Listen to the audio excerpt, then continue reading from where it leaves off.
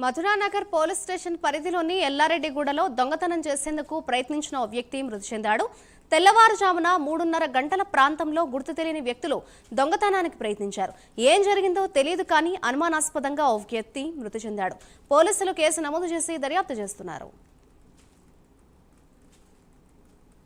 దొంగ Agra sweet house ముందు ఉండే ఈ ఫాస్ట్ ఫుడ్ డబ్బా దగ్గరికి వచ్చి దొంగతనం చేసే క్రమంలో ఒక స్లైడ్ డోర్ను ఓపెన్ చేయడం జరిగింది.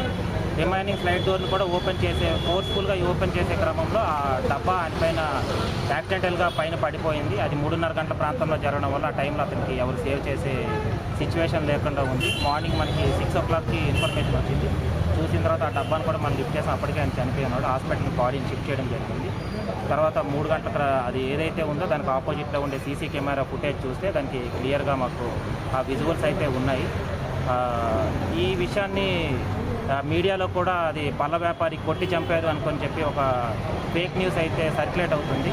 దీని యొక్క నా యొక్క అప్పీల్ ఏంటంటే ఏదైనా న్యూస్ ఇట్లా వేసే ముందు ఒకసారి సంబంధిత SHOతో క్లియర్గా మాట్లాడి ఏం జరిగింది అనేది తెలుసుకొని వేస్తే అది బాగుంటుంది. లేదంటే ఇలాంటి న్యూస్ ద్వారా ప్రజలకి భయభ్రాంతులు గురి చేసేలా ఉంటుంది.